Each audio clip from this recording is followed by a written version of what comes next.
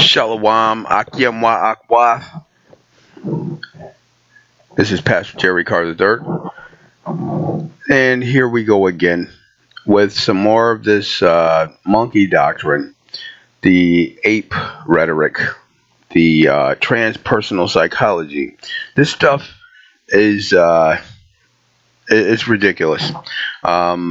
These people that are practicing politics, that are referencing our ancestors in this country, matching them or referencing them to equalize us as a people to apes and monkeys.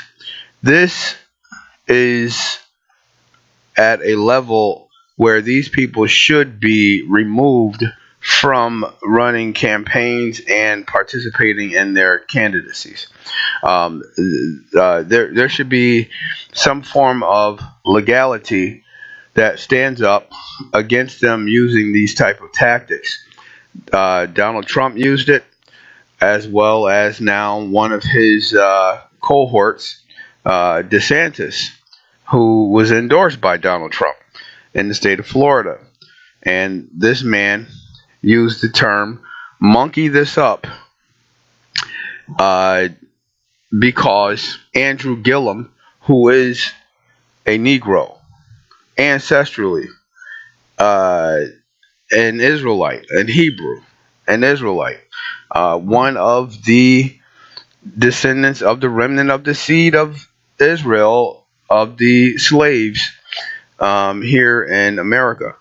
And this man has cleanly participated in politics, and here in this clip you're going to hear this tone and rhetoric all over again that's been condescending against our people, these condescending comments about the monkey and the ape system against our people. This has been going on all year, and many of our people are not realizing this is what they do in psychology to trick your mind to these are trigger words, and these trigger words actually spin your mind into participating in certain activities based according to the comments that they make. So they made the comment, monkey this up, referencing the black man, the Israelite brother, referencing his ancestry. This is not something that is new. This is referenced in the capacity of origin from Moses Maimonides, and it's carried out throughout the entire world.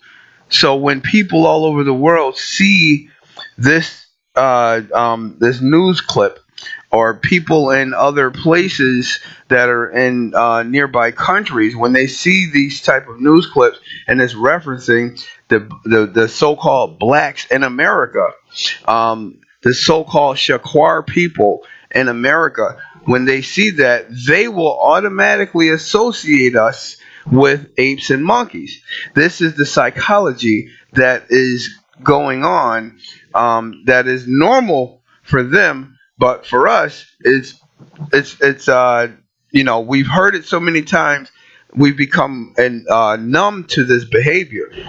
These people need to have lawsuits brought against them, and the lawsuit needs to detail that they need to be removed from running for public office because they are using racism in order to gain a leg up or a step up in their candidacy. This is racism at its finest. Let's hear what they have to say. Stunning upset in the Florida gubernatorial race. Tallahassee Mayor Andrew Gillum, Bernie Sanders-backed progressive, outspent by millions, won the Democratic nomination. He is the first black candidate to do so on a major party ticket in Florida. In November, he will face Congressman Ron DeSantis, whose campaign surged after President Trump endorsed him. And what began as a conversation about polarization, extremes here between progressives and Trump Republicans, is now morphing into a conversation about race after DeSantis appeared on Fox News just hours after his victory and said this. He is an articulate spokesman for those far left views, and he's a charismatic candidate. And, you know, I watched those Democrat debates. None of that was my cup of tea, but I mean, he performed better than the other people there. So we've got to work hard to make sure that we continue Florida going in a good direction. Let's build off the success we've had on Governor Scott. The last thing we need to do is to monkey this up by trying to embrace a socialist agenda with huge tax increases and bankrupting the state. Monkey this out. That's what folks are jumping on. So the Florida Democratic Party responding with this. It is disgusting that Ron DeSantis is launching his general election campaign with racist dog whistles.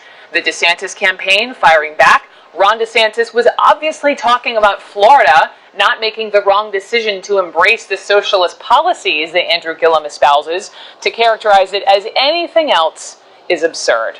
So let's go there. Two CNN political commentators, Angela Rye, a board member with the Congressional Black Caucus Institute. She has known Gillum for 13 years, has been campaigning for him this week in Florida, and Ben Ferguson is with us, a conservative host of the Ben Ferguson Show. So welcome to both of y'all, and Angela, first to you, since you know Andrew Gillum, but hearing DeSantis' soundbite, monkey this up. What did you hear? Let me start with a positive first. Brooke, this is an exhilarating moment for me to watch my friend who has spent his entire career in public service, going from the SGA president at Florida A&M University to then becoming a Tallahassee City Commissioner, the youngest in history, to now serving as the mayor. 3 kids, Davis is right there in that picture.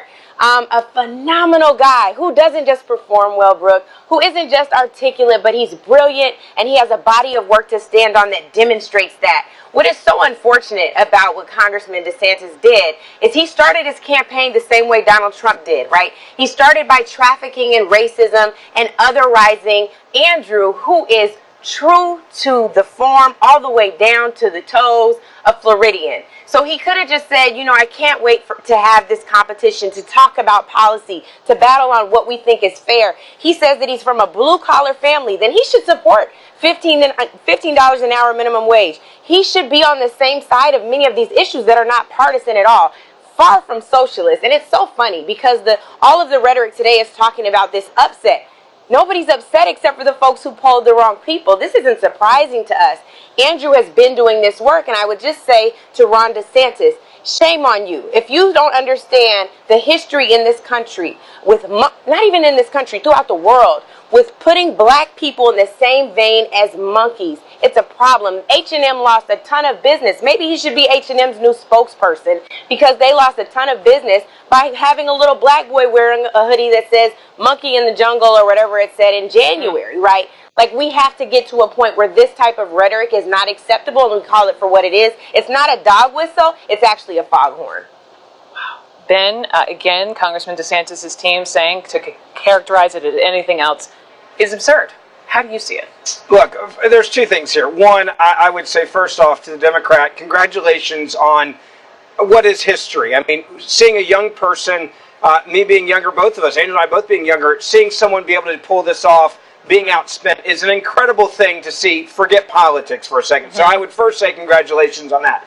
Second thing here for the congressman, I don't think, listening to what he said in general, that was meant as a dog whistle. However, when you do misspeak or you say something like this, and clearly there are people that are offended, it is real simple how to handle this. You come out and you apologize and you say you are sorry and you move on from it as quickly as possible. This is one of those moments where you can say, you know what, I should have used a different word. I apologize. It was not about race when I said it, but I want to apologize. Now let's move on to the general election. Let's have a grand debate. Let's have a grand conversation with the citizens of Florida. And that's how I think it should handle. And unfortunately now in politics, and I think this is a learning moment for many candidates and for the midterms coming up, we have, both sides now have become so obsessed with never backing down from a moment, and backing down somehow shows weakness. No,